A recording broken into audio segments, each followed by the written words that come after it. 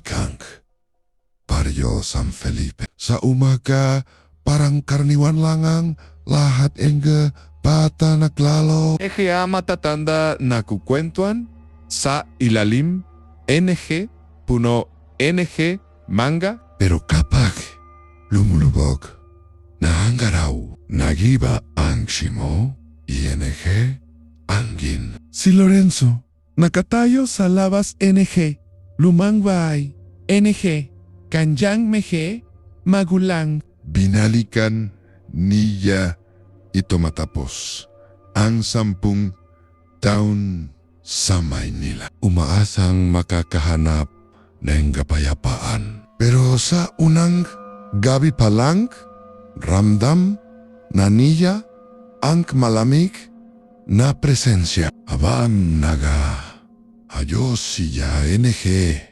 emga gamit. Narinig niya ang mainang pugegos NG, ilog sa likod NG. Bay matagal na niyang hindi naririnig yan. Enguni, engayong gabi. Parang may kasabay na tinig. Lorenzo Naval Engine siya. Walang tao.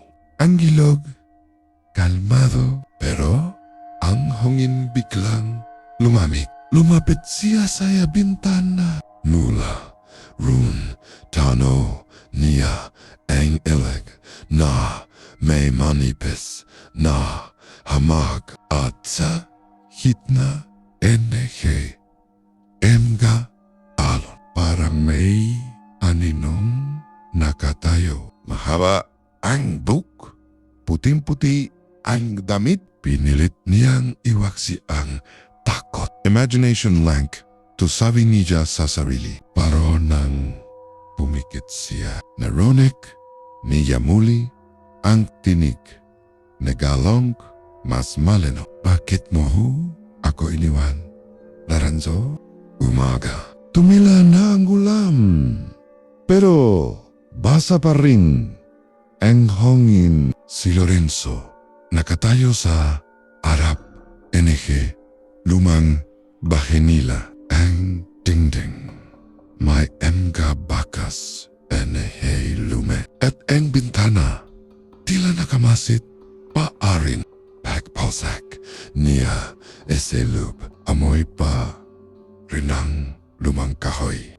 At essay sulak NG sala. Ang lumang litrato nila ni Amara nakatago sa isang lumang frame na basag na ang salamin. Napahinto siya. Bakit nandito pa to?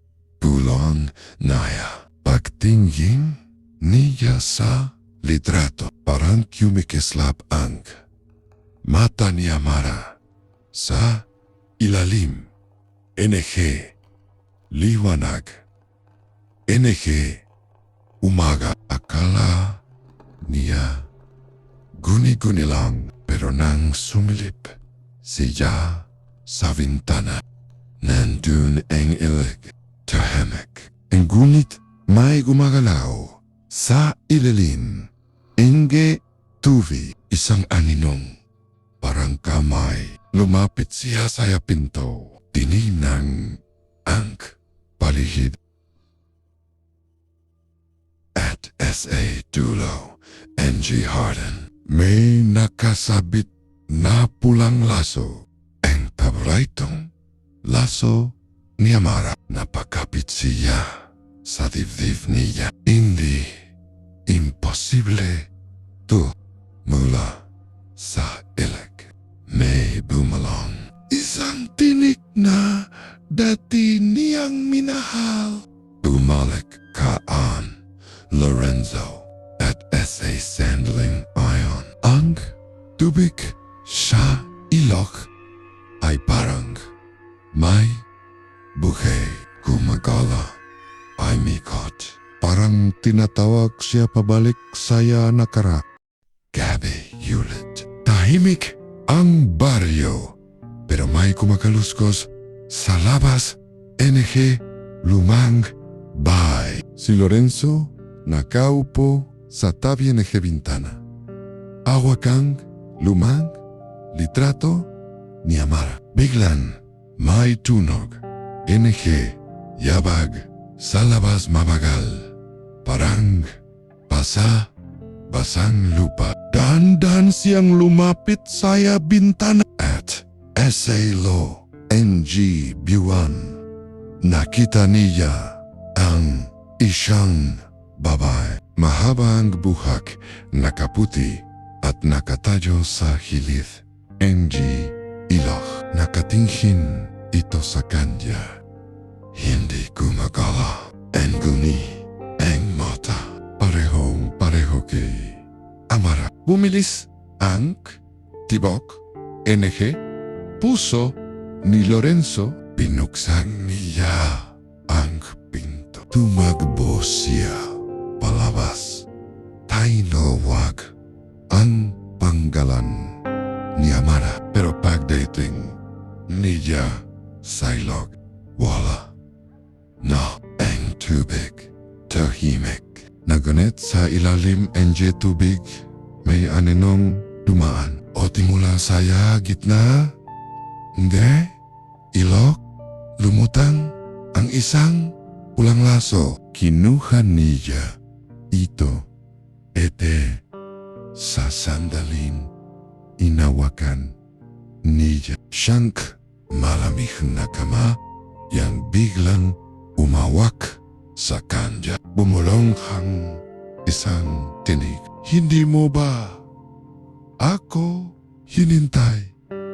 Lorenzo. Sumisigaw si Lorenzo. Pilit kumakawala sa malamig na kamay na umila sa kanya. Pababa sa tubig. Nuganit paglingon.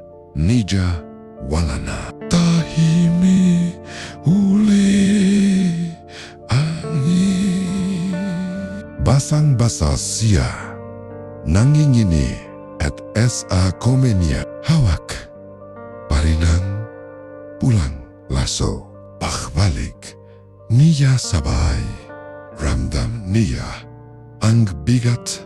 NG angin. Enga kandila sa altar ay sisang namamata. At sa Salaman, nakita niya si Amara. Nakatayo sa likod niya. Amara, pulang naya. Gumiti ang babae ang malungkot. Amaput, hindi mo dapat akong iniwan. Napaluhat si Lorenzo luha sa mata. Akala ko pete ka na hindi ako namatay. Lorenzo, nilaman ako.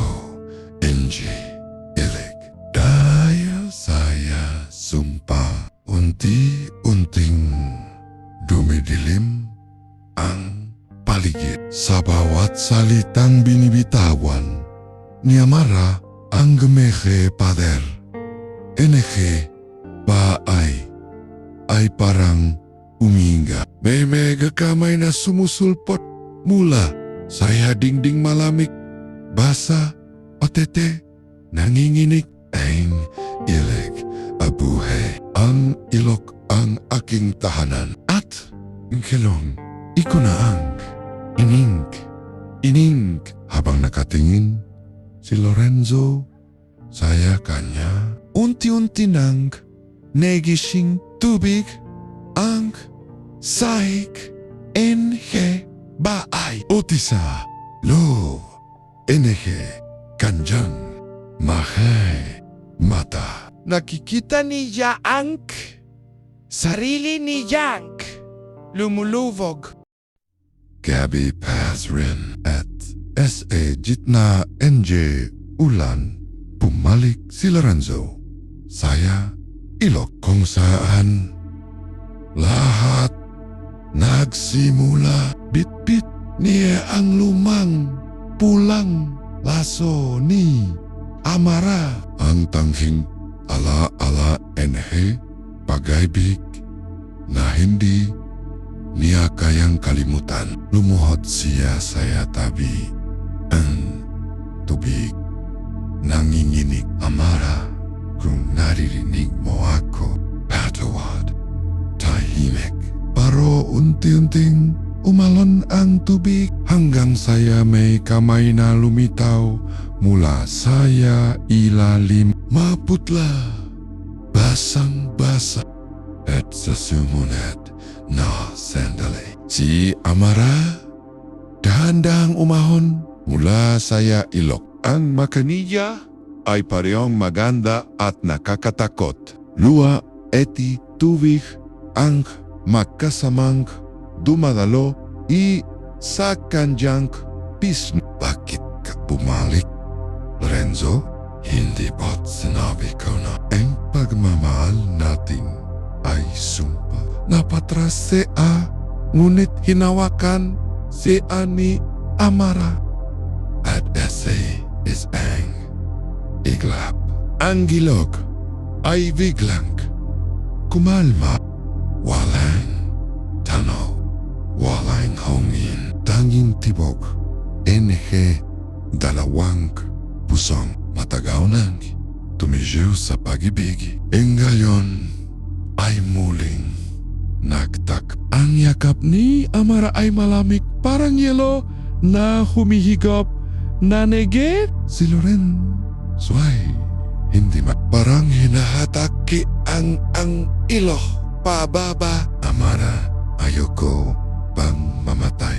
Hindi mo kailangan mamatay, Lorenzo. Manatili ka lang dito saya ilalim. Biglang lumabo ang paligid. Ang ulan ay tumigil at ang ilog ay tila naging salamin. Ipinapakita ang mehya alahala nila nun. Ang unang halak.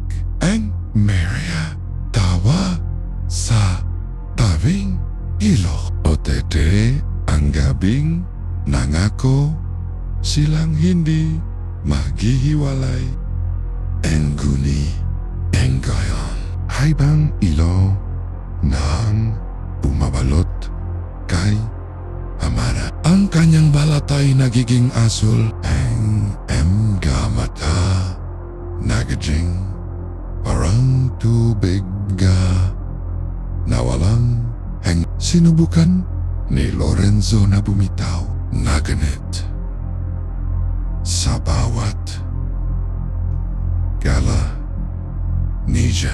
Mas humihigpit ang yakap ni Amara. Hindi mo ako iniwan noon, Lorenzo. Kaya hindi na rin kita pakakawalan ngayon. Ang kanyang mehya mata ay puno ng helwa. Pero ese ilalim nito may engi pag-ibig na ingi na makata. At sa sumunod na sandali, ang ilog ay muling umalon. Malakas, mabaksik, at si Lorenzo unti-unting inigop NH dilim sa ilalim. NG tubig sa ilalim negre maputing liwanag. Muling sumulpot si Amara. Mula saya tubig basang-basa, malamig, otete, tila buhay. Lumapit siya kay Lorenzo. Dahanda habang ang hilog ay kumakalma. Hindi ko sinasadyang hilahin ka. Gusto ko lang maramdaman ulit ang yakap mo, Amara. Hindi kita kailanman nakalimutan. Pero hindi na ito ang mundo natin. Hawak kamay silang tumingin. Saya, isa, dalawang kaluluwang pinagtagpo, unpackable at sampa. Sa huling pagkakataon, jumakap si Lorenzo kay Amara. At untainting naglaho ang liwanag NG ilig. Ang tubig ay muling tumahimik. Walang iniwan kundi megabula. Otat ang malamig na hangin na parang bumubulong. Ang pag-ibig minsan kailangang pakawalan. Sa umagang sumunod tahimik ang buong baryo. Walang ulan, walang hangin, parang uminto ang mundo. Sa pampang anggilok, natakepuan nila si Lorenzo. Nagkaupo, nakatingin sa tubig, awak pa rin ang lumang pulseras ni Amara. Nuganet ang kakaiba, basa ang buwan, palihit niya. Kahit hindi naman umulan buong gabi, lumapit ang matandang si Aling Sion. Ang tagapangalagan, ang alamat tempala. Mahinahon niyang sinabi, hindi mo dapat binuhay muli ang ala-ala na nage Lorenzo? Kapag minaan mo ang isang kaluluwang nawala na Laging may kapalit. Tahimik lang si Lorenzo. Tumingan si Ja sa tubig at sa refleksyon. Nakita niya si Amara nakangiti habang unti-unti siyang hinihigop ng tubig. Huling maririnig ang boses ni Amara. May na parang gulong enerhe anggi. Pangako ko hindi na kita iiwan. At sa sumunod na segundo, ang gilog ay muling naging payapa. Naganet sa ilalim NG tubig. Dalawang anino ng galon ang magkakamay. Gabi. Tahimik muli ang baryo paro may malamig na hungin na tila may dalang ala. Si Lorenzo pagod odete basang-basa. Bumalik saya lumang bahay. awak pa rin niya ang bracelet ni Amara. Pero ngalong May kasamong takot sa inga mata niya. Pagposak niya sa loob, napansin niya ang lumang litrato sa dingding. Isa rin larawan nila ni Amara. Nakangiti saya tabi NG ilog. Pero sa litrato ang mata ni Amara unti-unting nabubura. Nang bigla tumunog ang lumang radyo sa mesa. Isang pamilyar natin ni Lorenzo. Bakit mo ako iniwan? Lumapit siya. Nanginginig. Amara. Sa salamin, NG bintana. Unta-unti lumeto, engonyo, NG, babay, basa maputla.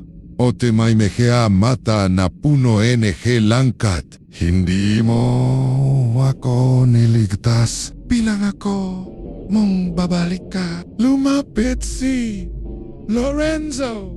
Luhaang tumingin. Patawarin mo ako, Amara. Noganet sa sandaling ilo. Biglang bumukas ang pinto. At mula sa likod, NG bahay.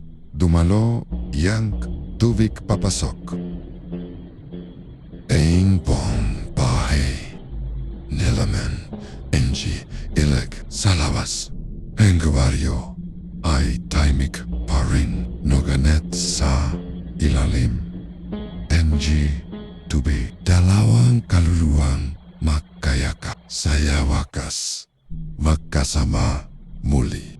Umuulan na naman sa baryo San Felipe. Ang Tahimik, pero tila umihinga. Si Lorenzo, basang-basa, nakatayo, saya pampang sa kanyang mega kamay. Awak, Nija, ang lumang, kwintas, ni Amara, ang tanging naiwan, sa kanya. Sa tubig, lumato ink, ima NG, isang babae. Si Amara mapayapa na ang muka, nuganit, malungkot, ang mata. Salamat, Lorenzo. Hindi mo ako kinalimutan. Lumapit si Lorenzo. Nanginginig ang lobby. Patawad. Hindi ko alam na ikaw ang magbabalat sa pagmamahal natin. Ngumiti si Amara. O tete dahan-dahang lumapit saya kanya. Ingunit siya sa halipin na, yakapin tinapik niya ang dibdib ni Lorenzo. At ese is angiklap, naglawano, angulik, isang liwanag na parang araw, tumagos sa dilim. At ese jitna, NG ulan. Nakita engi emga tao sa baryo si Lorenzo, nakaluhod, ngunit mag-isa, wala na si Amara. Odati, ang kwintas, wala na rin. Kinabukasan, tahimikang ilog, wala nang megabulong, wala nang kaluluwa, engguni, ese, gabi. Kapag may umuulan, minsan sa dulo, NG tulay, makikita mo si Lorenzo, nakatano sa tubig. At maririnig mo hang tinik, NG isang babae. Uwagi mo na kung ganapin, mahal, pahinga na tayo. Gabi na naman sa San Felipe. Tahimik na ang ilik. Wala na si Lorenzo. Wala na rin si Amara. Noganit sa bawat ampas, NG angin, ote, igos, enge, tubig. May maririnig, pearing mahihinang tinig, emga, salitang, tila nagmumula sa ilalim, NG mundo. Hindi lahat.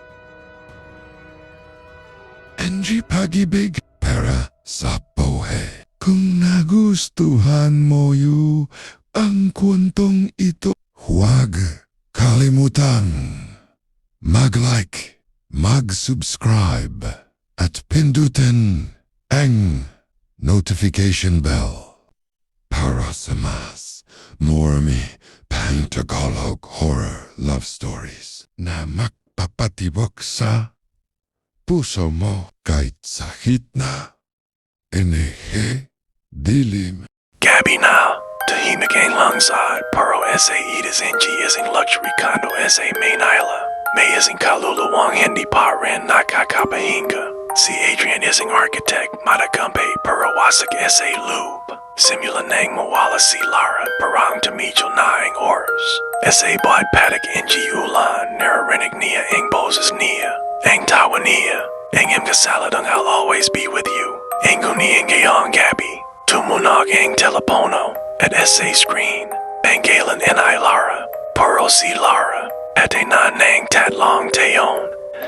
Camera pans slowly across the glass window, showing Adrian staring blankly into the night skyline, while the phone continues to ring.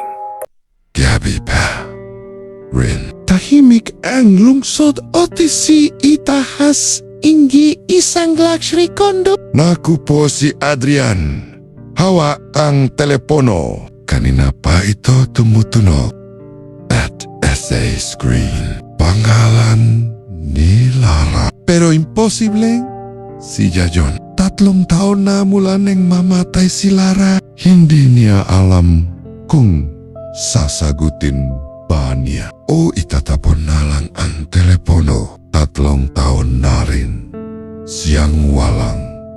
refleksyon. Ang gidating buhay na puno energy.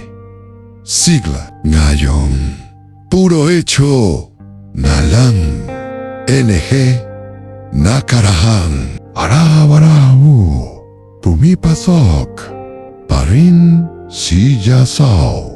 Pisina tahimik, walang ngiti ang imika kasamahan niya. Sanay nasa katahimikan niya. Pero sa tuwing titingon siya sa mega plano, enehe kuzaling ginagawa niya, nakikita niya ang muka ni Lara.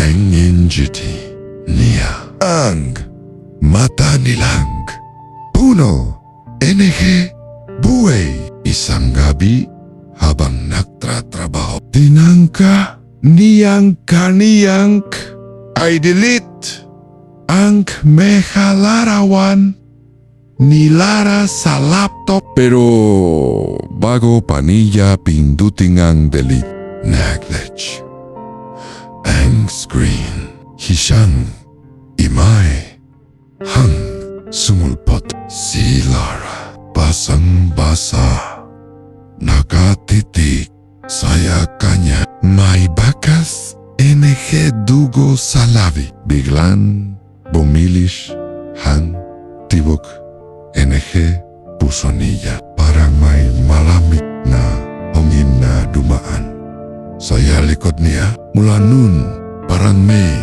kakaibang presensya saya paligid. Ang ilo sa hallway, kusang namamatay tuwing alas 3.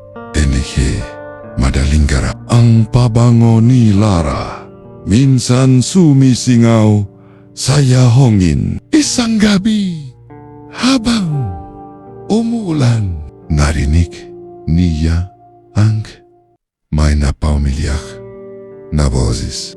Adrian, napalingon siya. Puro wala, hangin lang. Oh, baka kanaguni. Noganit sa sandalin ilam. Muling nagliwanag ang telepono at sa screen. Isang video call request mula kay Lara. Amulan nar neman. Otati gaya anjumirati. Magisa si Adrian saya lube ang kondo. Tahimik maliban saya tikatik. Enge ulan saya salamin. Sa harap niya laptop na pecheloy pa rin. Saya pak-glitch pero galong gabi. Iba. Dahil sa bawat sandali, enehe paghiharap. Enehe screen lumalakas ang imay ni Lara. Minsan nalano, minsan parang usok. Pero sigurado siya si Lara. Yan Adrian mahina, halos pabulong, pero totu napateo siya lumapit sa bintana. Ang reflection niya sa salamin. Tila hindi na siya mag-isa. Sa likod niya isang ay nanong babay. Mahaba ang buhok, basang-basa, nakatitig saya. Kanya paglinggon niya. Wala. Pero naiwan ang bakas enehe kamay sa salamin. Basang marka, malamig. Nanginging siyang bumali. Saya mesa, binuksan muli ang laptop. Doon niya nakita isang bagong file. Hindi niya alam kung saan galing. File name for Adrian.mp4. Dahan-dahan niyang pinindot ang play at essay video. Si Lara nakangiti. Buhay pa Kung naririnig mo to, Adrian? Ibig sabihin, hindi pa tapos ang kwento natin. Tumigil ang ulan. Tahimik. Pero sa puso ni Adrian, parang may bagyong bumalik. Nakatitik lang si Adrian sa screen. Ang mukha ni Lara Maleno, parang kahapon lang na kinunan ang video. Pero alam ni Jank, imposible John. Hindi pa tapos ang gikwento natin. Paulit-ulit na yumalinggongo sa isip niya ang mehea salitang John. Pinanood niya muli dite. Saya likot ni Lara sa video. May kakaiba. Isang silid ang madilim. Ang basa ang sahe. At S.A. Peter. Nakasulat ang pangalan niya Adrian. Kinilabutan siya. Hindi niya alam kung panaginip o totoo. Tumayo siya, huminga ng malalim. Lumabas. Enehe kondo. Bumaba sa basement parking. Gusto lang niyang lumayo. Puro habang naglalakad siya, naririnig niya ang mahinang tiyawag sa likod niya. Adrian. Mainga pero pamilyar. Paglingon niya, wala. Naganet sa salamin. Enehe elevator. Nakita niya si Lara nakatayo sa likod niya, nakangiti, napatigil. Siya enge ilo sa elevator kumarap. Pagbalik ilo wala na siya. Pagdating sa kotse, hinawakan niya ang manibela nanginginig. Pero may siyang bagay na tumambad sa passenger seat. Isang lumang Polaroid. Larawan nilang dalawa. Basang-basa. At sa lakad, larawan may nakasulat. Bumalik ka sa lugar kung sa tayo nang nakita. Tumingon siya sa rearview mirror. At dun, nakita ni Jang may siyang aninong babae sa likod. NG Sasakyan. Ingometi ito. Hintayin kita dun. Adrian, biglang namatay ang makina. At sa labas, nagsimulang bumuhos ang ulan ng mas malakas. Gabi, Yulet at Paranga. Lalo pang lumalalim ang dilim sa buhay ni Adrian. Simula noong gabi, NG video call, hindi na siya mapakali. Hindi na siya natutulog. Sa bawat pagdilat, NG mata niya may boses na bumubyolong. Bakit mo ako iniwan, Adrian? Tuwing pupunta siya saya trabaho, nakikita niya si Lara sa meha. Refleksyon NG salamin. Sa elevator, sa bintana, kahit sa cave. Ngumiti siya, pero malamig. Parang nakmamasit lang mula saya kabilang mundo. Isang gabi, tinangka ni Adrian na harapin ang lahat. Pineksen niya ulit henge video call na hindi niya natapos. At sa harap NG screen si Lara. Pero hindi na siya katulad NG dati. Basang-basa ang buhak niya, maputla ang balat. At ang MGA mata niya walang pohe. Naalala mo ba ang gabing iniwan mo ako? Saya ulon? mahina niyang tenong. Abang tumutulo ang tubig mula sa kanjang. Buhat, hindi ko gustong umalis ka. Nanginginig ang boses ni Adrian, ngunit hindi siya sumagot. Gumiti lang si Lara, isang ngiting puno. Enghe sakit, biglang yumila ang Enghe ila sa kondo. At sa kisame, nagform ang emga patak NG tubig. Unti-unting lumilika, NG, ugis, puso. Bumagsak si Adrian. Saya sahig. Umakabo sa ininga. Lara, patawat. Bulong niya. Naganet sa likot. NG kanyang tangga. Isang malamig na hininga ang sumagot. Huli na engla. Otete, paglingon niya. Wala na si Lara. Inguni sa salaman. Nakita niyang hindi na siya mag-isa. Ang refleksyon sa salaman. Dalawan na silang nakatayo. Gabi na naman. Tahimik ang kondo nuganet. Sa bawat sulok, may malamig na hangin na dumadaan. Parang may matang nakamasit. Si Adrian, gising pa rin. Nakaupo saya sahig, hawak ang lumang cellphone ni Lara. Ang parehong cellphone kung saan nagmula ang misteryosong tawag. Lumapit siya. Saya bintana, amulan na namon at sa salamin.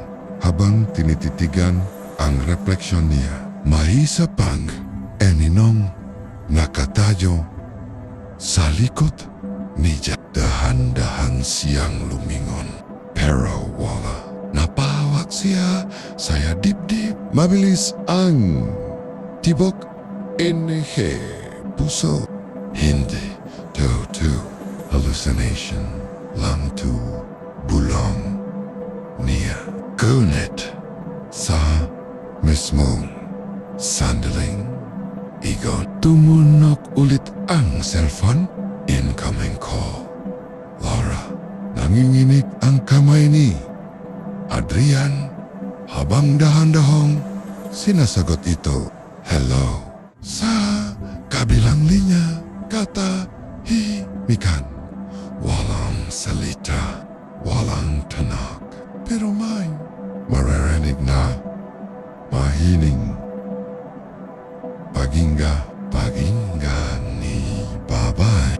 Lara, boses niya halos pabulong at saka. Isang may na pamilyar, nuganet, nakakapanghilabot na tinig. Adrian, bakit mo ako iniwan? Nabitawan niya ang cellphone. Tumilapon ito saya sahig, ngunit petseloy pa rin ang boses. Bakit mo ako hinayaang mamatay? Lumamig ang paligid. Nagsimulang umusok ang salamin at sa hitna, NG, fog sa bintana. Isinulat, NG, isang hindi nakikitang kamay ang isang salita.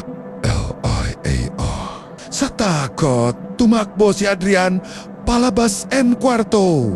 Enguni, sarwe, lahot, NG, ilosabay, namate. Tanging cellphone ni Lara Langeng ang may liwanag. Nasa sahig, nanginginig. May boses pa rin lumalabas o timula saya dilim. May ananong dohan-dohang lumalapit. Basang buho, maput, engge mata, walang puti. si Laura. Gabby, tahimik muli ang kondo. Pero si Adrian hindi mapakali. Bukas, essay harap niya ang laptop at essay screen. Ang lumang blueprint NG gusaling una nilang dinisenyo ni Lara. Habang tinititigan niya ito, napansin niyang may kakaiba. Isang nakatagong layer in design. Pero may nakasulat isang mensahe na hindi niya maalala kailan niya inilag. Lumapit siya, in-zoom ang file. O dun lumitaw ang mga salitang I'm still here. Adrian nalaglag ang kamay niya mula sa mouse. Hindi pwede. Pumikit siya, huminga ng malalim. Pero pagmalot niya ang blueprint ay gumagalaw. Ang mga linya parang nabubura. Ota ang taingking nabubura. Ang muka ni Lara nanginginihan.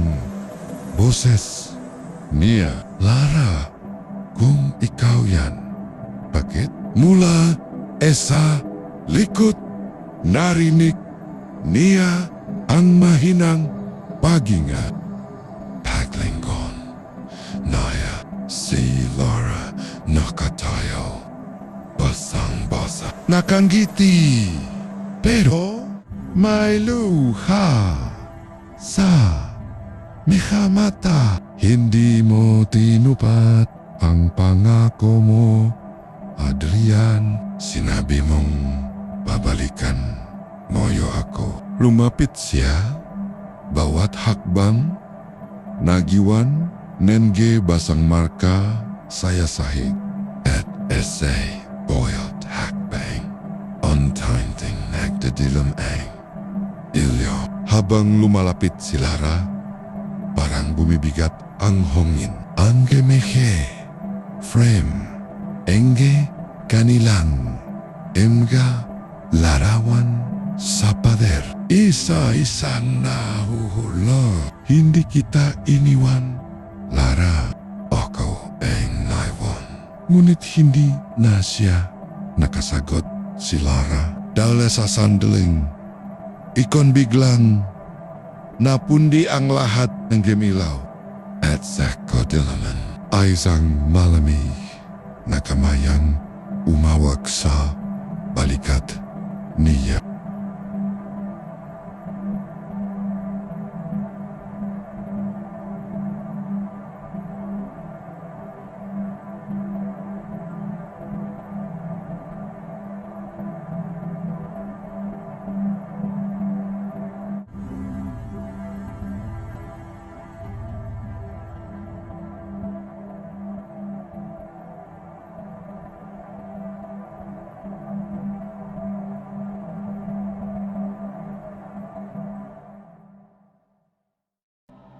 Gabi pa rin malakas ang ulan. Sa labas, kumikitlat, panandaliang nagliliwanag ang buong kondo. Adrian, basang-basa ang pawis. Nakatingin saya salamin, pero sa salamin, hindi siya magisa. Sa likod, naya si Laura, basang-basa, maputla. Nakatit Adrian, Laura, ngunit hindi siya sumagot. Lumapit siya ng dahan-dahan o tete habang papalapit ang gimay ni Lara sa salamin ni gumiti. Isang niding pamilyar pero malamig, walang boy nang humarap si Adrian. Wala na siya. Biglang tumunog ang cellphone. Isa na naman video message mula kay Laura. Nanginginig ang kamay ni Adrian habang pinindot ang play. Save video. Si Lara nakatayo sa hilid. NG isang tulay. Umulan din. Adrian, I'm still here. Bago, matapos ang video. May maririnig na tunog NG. Malakas na lagabo NG tubig. Tumigil ang video. Black screen sa labas. Sabay ding kumulok at SA Sandling Ion. Bumukas ang pinto. Nengri, silid nan mag-isa. Adrian sits on the edge of his bed, eyes bloodshot, holding a photo of Lara. Adrian, kung ito man ay parusa, sabihin mo lang kung bakit, Lara. Thunder roars. Suddenly, the lights flicker, then die completely. Only the pale glow of the city outside remains. From the darkness, a faint melody begins to play a piano tune. The same song Lara used to play before she died. Adrian slowly turns toward the living room.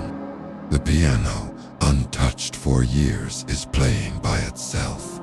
Each note echoes painfully through the silence. Adrian, Lara. He steps closer. The melody stops. A single key presses down on its own, a soft, haunting sound. Then, a whisper fills the air, close to his ear. Hindi ako makaalis. Adrian stumbles back, trembling. The photo frame falls to the floor, glass shattering. And in its reflection, just for a moment, he sees Lara standing beside him. Gabi, mas malakas. Ngayon ang ulan. Ang langit parang umiiyak kasama niya. Ese lube, engi kondo, nakabukas ang lat, NG ilo. Pero may isang sulak na madilim. Dun may ananon gumagala. Si Adrian, hawak ang telepono. Nakatitik saya. Bagong mensahe mula kay Lara. Puntahan mo ako, Adrian. Kung mahal mo pa ako, bumalik ka saya. Dati nating lugar. Ang mangge kamay niya nanginginig. Ang lugar na tinutukoy ni Lara. Ang lumang hotel sa Tagaytay, kung saan sila huling nakita bago si Ana matay. Sa labas, uminto ang gulan. Saglit, tahimik. Ang tanging maririnig ay ang tibok NG puso ni Adrian. Kinuha niya ang susi NG kotse. Abang lumalakad palabas NG pinto. Napansin niyang bumukas mag-isa ang TV. Sa screen, ang lumang video nila ni Lara. Masaya, nagtatawanan. Pero sa dulo NG video, si Lara biglang tumingin diretso sa kamera. At nagsabing, huwag kang pupunta rito. Natigilan si Adrian. Ngunit sa halipin na umatras, mas lalo niyang inikpitan ang kapit sa susi. Kung tattoo ka, Lara, gusto kung makita ka ulit. Lumabas siya NG pinto at SA hallway. Layat NG ilo. Sabe-sabe na namatay. Tahimik. Hongin lang. Malamig. Dumaan saya batok niya at SA likod niya. Isang boses na mahina ngunit malinaw. Hindi lahat ang iniwan mo. Dapat mong bali. Gabi. Tahimik na naman ang Langsa. Pero secondo ni Adrian hindi na. Ang telepono maling tumanog. Inggunay ingayong gabi. Hindi niya tinakbuhan. Hindi siya natakot. Dahan-dahan niyang dinampot ang telepono. Otiti, sinagot ang tawag. Say, screen, si Laura. Basang-basa, nakangiti. Sa likod niya, dagat, ulan, at emga, alon, liwo, at emga, alon, Adrian, mahina, niyang sabi. Matagal kitang tumulo ang luha ni Adrian. Lara, totoo ka ba? Umiti lang si Lara. O titi saya huling pagkakataon. Gusto kong maramdaman mong kasama mo pa rin ako. Sa sandaling yun, pumuto ang kitlat. Lumakas ang hangin at ang buong silod biglang lumiwanag. Ang larawan sa dingding kumislap ang mga kandila sabay-sabay nagliya at si Adrian biglang nawala. Kinabukasan, nakita siyang nakaupo sa sai. Hawak ang telepono. Nakangiti. Pero malamig na. Safe screen, NG, cellphone, may bagong mensahe. Finally, we're together again. Sa huli ang natutunan ni Adrian na ang pag-ibig, kahit hunama, mawala ang katawan, hindi kailanman tuluyang namamatay lang. Mehya, alahala, minsan, ilong, ang mehya, multong, hindi netang, kalan, polisen, at minsan din sila ang dahilan kung bakit tayo pecheloy na nabubuhay.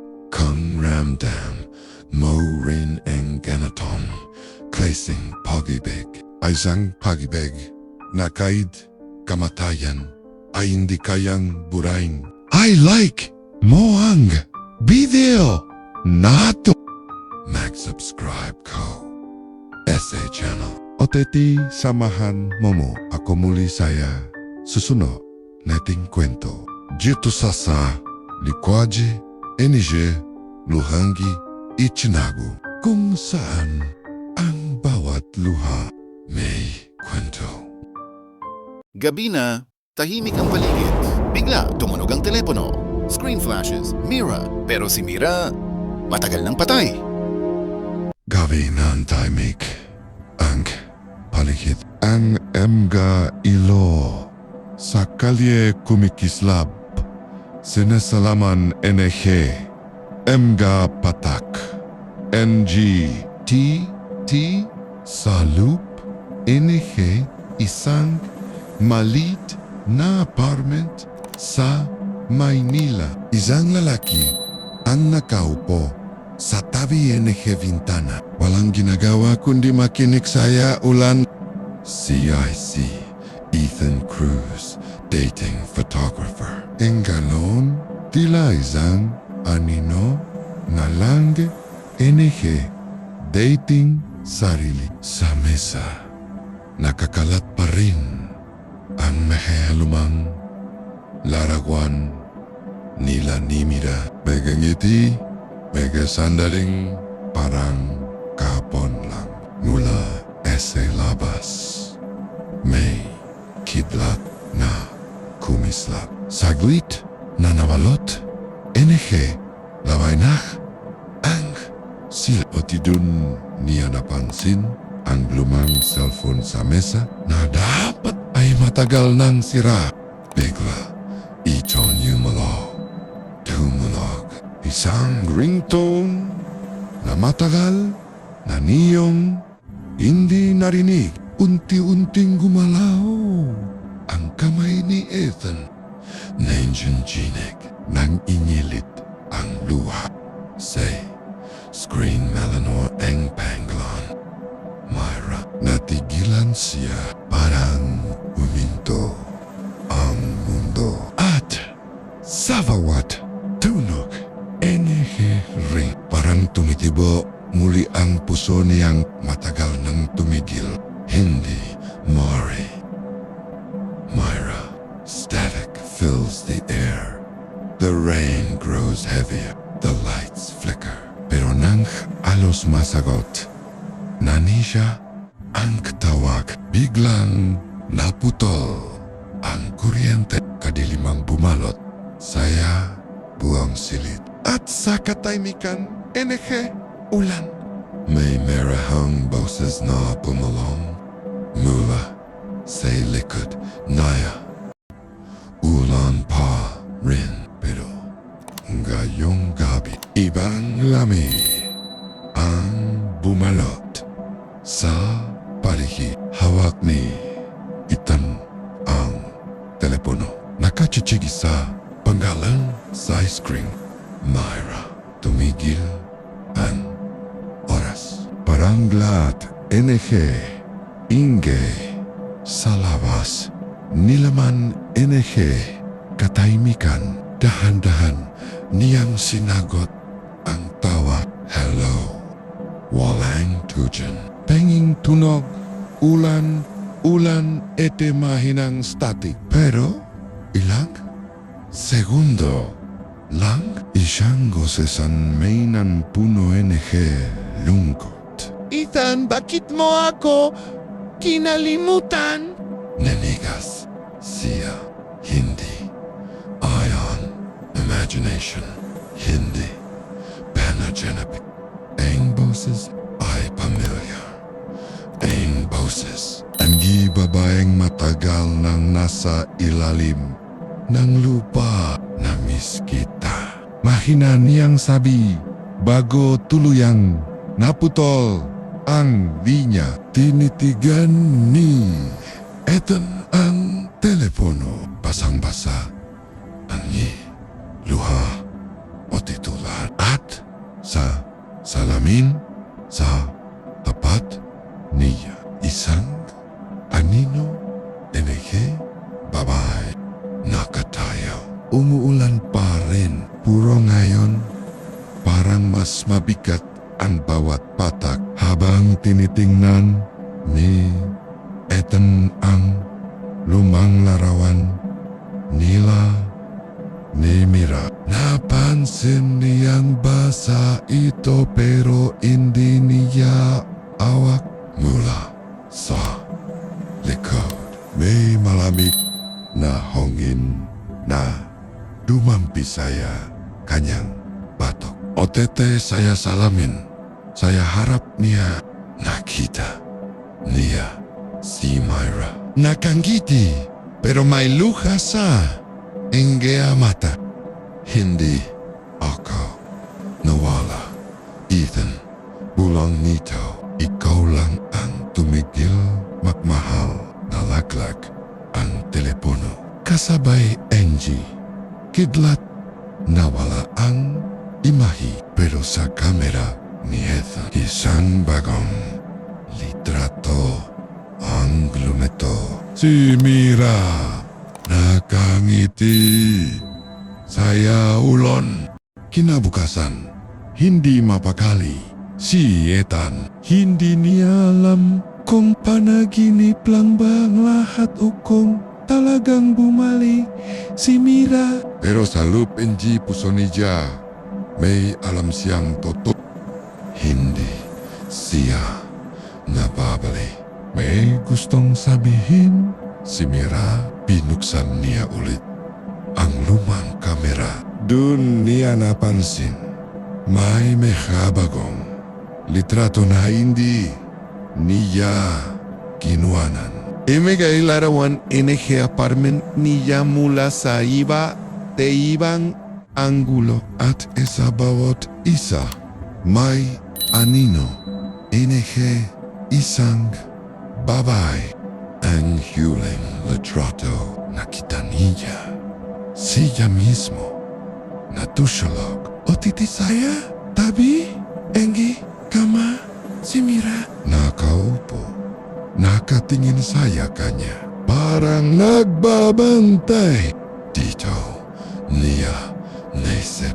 Baka hindi niya dapat katakutan si Mira. Baka kailangan niya lang marinig. Kinuha niya ang telepono. O tete, marahang bumulong. Mira, kung nandito ka, sabihin mo sa akin kung ganoeng gusto mong i-operating. Biglang lumakas ang ulan. Pumailan lang ang malamig na hangin. At sa pakitang NG, patak, NG, ulan. Ay sang boses ang lumitaw. Huwag mo akong kalimutan.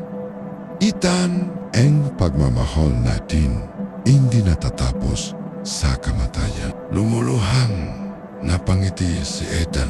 Tiningan niya ulit ang kamera at sa loob nito ang huling litrato. Siya at si Myra magwalk kami nasa ilalim NG ulan. Ote sa unang pagkakaitan sa mahabang panahon kumaan ang dibdib niya. Hindi dahil umalis si Mira, kundi dahil alam niyang kahit wala na si hindi kailanman nawala ang pag-ibig nila. Ilang araw ang lumipas mula ng huling tawag. Tahimik ulit ang gabi, pero hindi na tulad NG dati. Wala na ang takot, wala na ang langkot. Ang natira na lang akapiapon. Si Ethan nagaupo sa harap NG kanyang mesa. Tinitingnan ang lumang litrato nila ni Mira. Ngayon lang niya muling nakita yon ang hindi nasasaktan. Negalong lang niya naramdaman na kaya na niyang magpaa. Habang pinupunasan niya ang larawan, napansin na yang may bagong sulat sa likod. Hindi iyon nandun dati.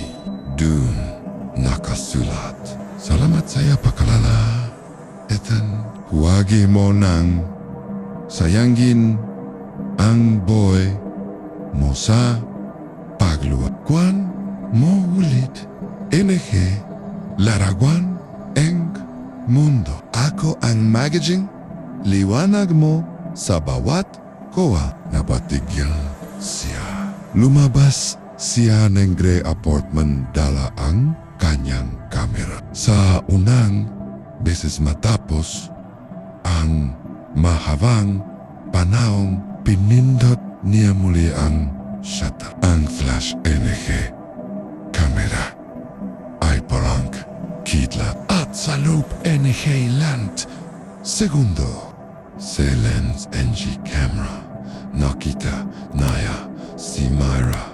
Gumiti ito at hanti-unting naglaho sa liwanag habang bumubuhos ang ulan. Tumingala si Ethan o temarahang binulong. Salamat, Mira, sa pagmamahal, sa alahala at sa pagbalik kahit sandali lang. Enga kamera naiwan sa kanyang kamay. Manit pa rin, parang may buhay SA loop nito. ANG huling larawan. Si Ethan. Nakangiti saya. Ula abang may mapusyo na anjo NG. Babay sa likod niya. Nakatingin, nakangiti rin. Ang pag-ibig. Hindi natatapos sa kamatayan. Minsan, bumabalik ito. Hindi para saktan ka muli, kundi para tulungan kang magalaya. Kang naramdaman mo rin ang ganatang pag-ibig. Isang pagmamahal na hindi kiyang burahin. NG, panahon. Maguwan ka, NG, SA, comments. O kung gusto mo, pa-NG. NG, kwentong tulad nito. Emga, pag-ibig na tumatagwid sa dilim. Mag-alala na hindi kayang limutin. Huwag kalimutang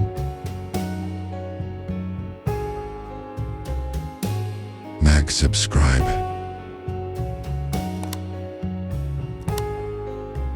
Mag-ote ay share ang video na ito. Dito essay at tingmanting kwento.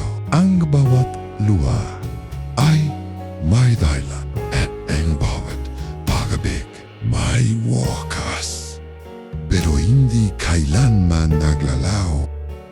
Gabi na, tahimik ang palagid, bigla tumunog ang telepono. Screen flashes, Daniel pero si Daniel, matagal ng pade. Isang pag-ibig na hindi kayang birahin ang kamatayan. Mayemga, gabi na parang ayaw magtapos. NG langit sa pagiya ang bawat patak. NG ulan ay tila may dalang panggalan.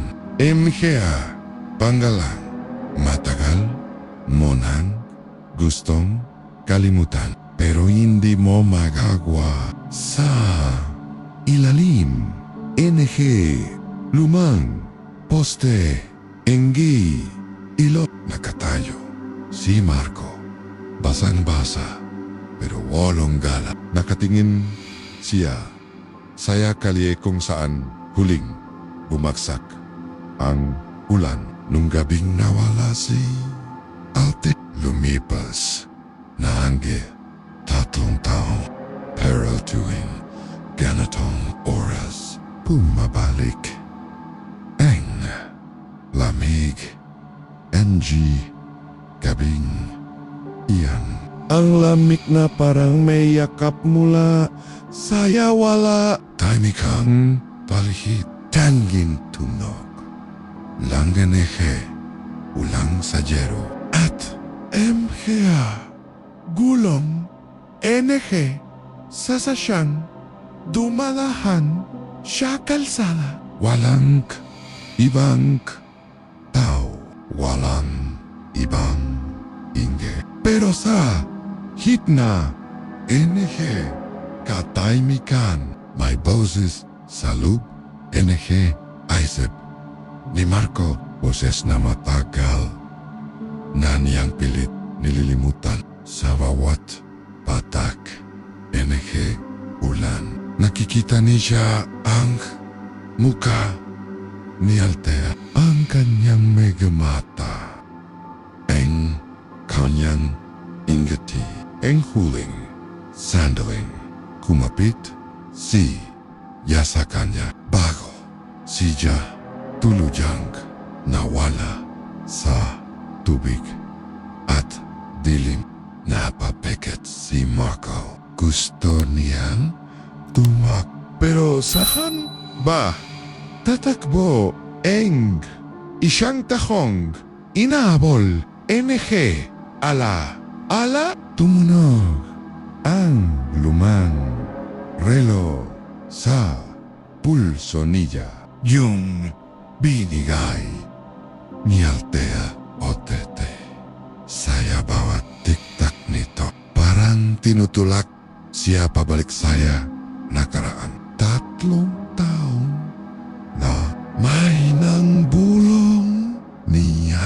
habang ang ulang ay patuloy sa pag.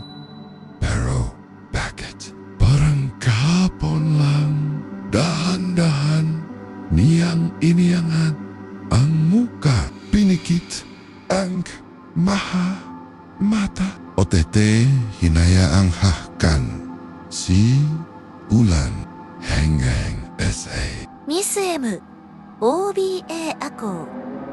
Napatagyo si Marco.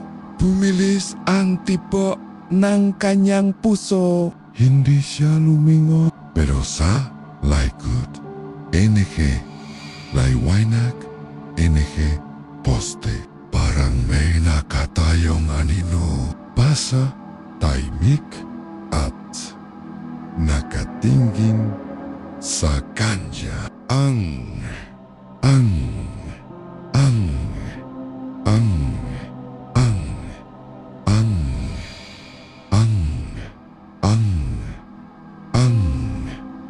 ay lumami. MJ Ilo.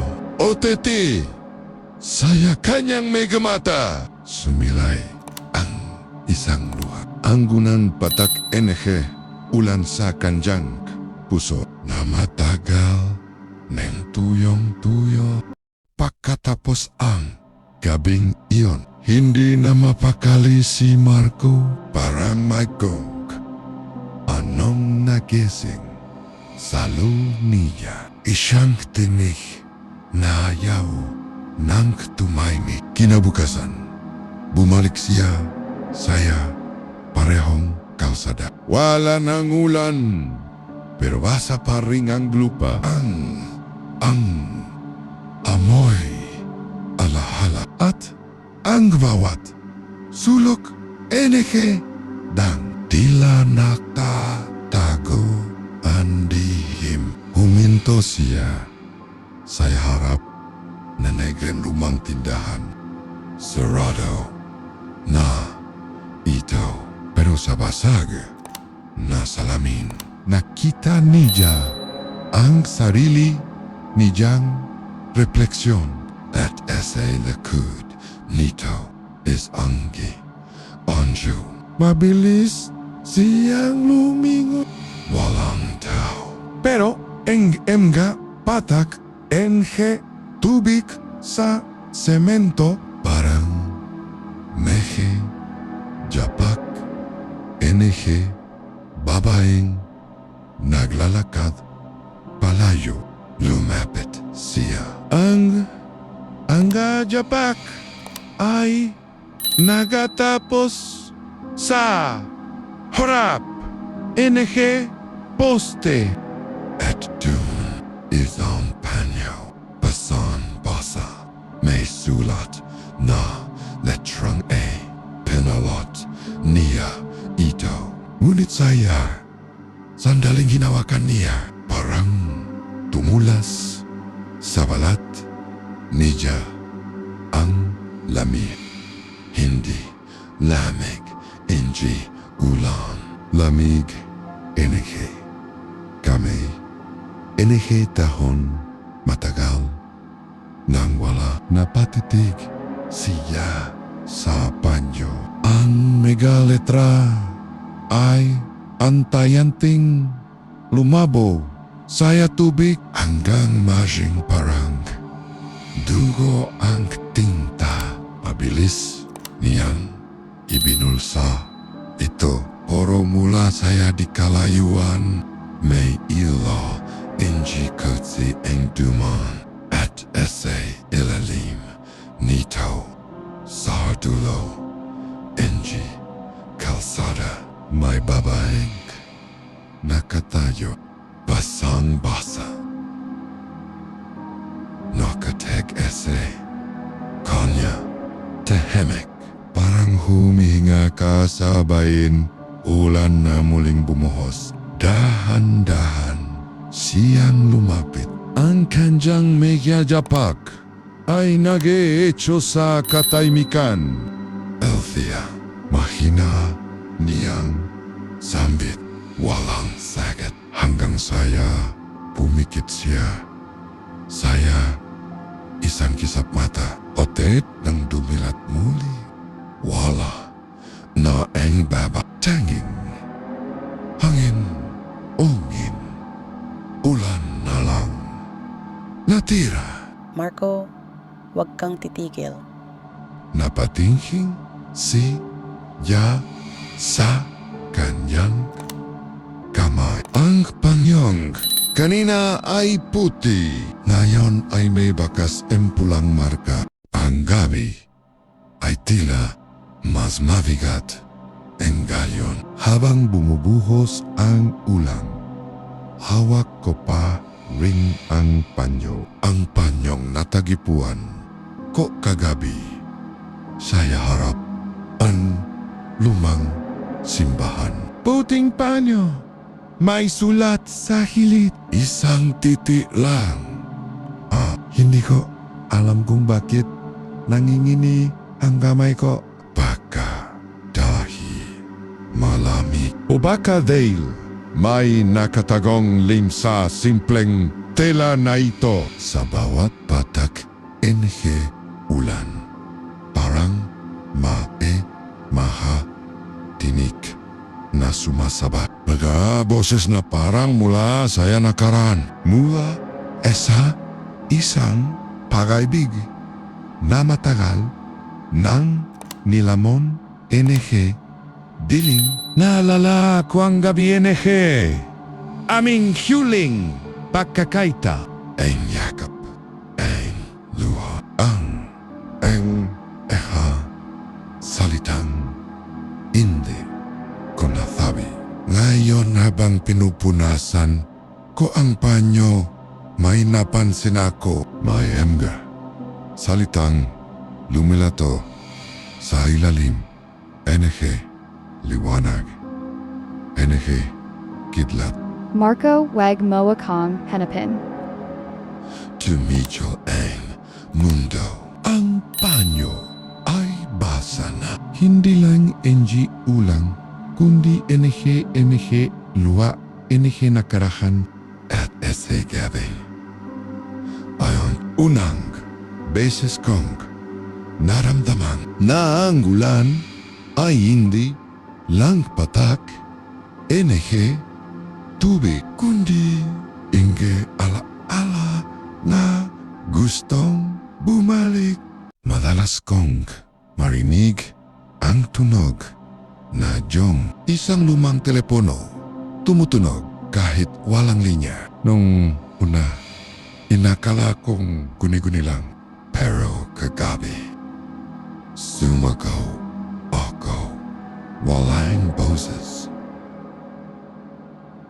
Walang salita. Tangking tunaw lang, NG ulang sa kabilang linya. Puro habang pinakikinggan ko, parang may parang may umiiyak. At pagkatapos, may bunlong. Marco, bakit mo ako iniwan?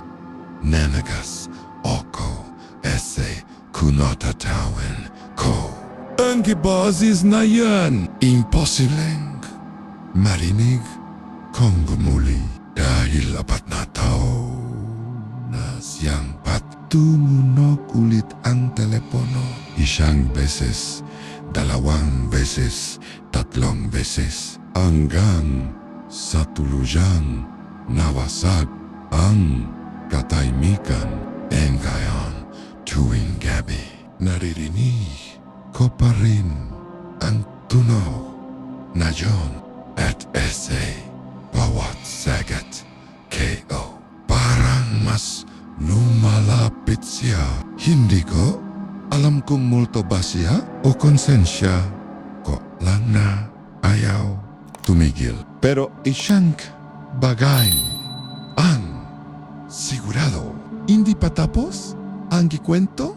Naming dalawa. Lumipas ang 3 gabi mula nang huling tumunog ang telepono. Tahimik ang paligid. Puro esa loop kayo.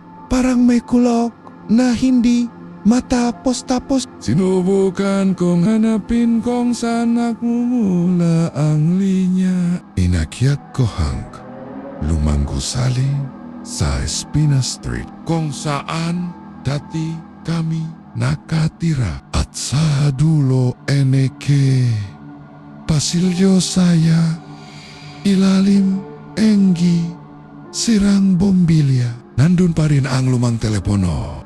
College, item, may olikabok, pero tila nagi. Hinawakan ko ang receiver. Manat, parang may uminga sa kabilang dulo. O tepa ko paman makapagsalita. Marco, hiwag kang laleo. Malapit na ako.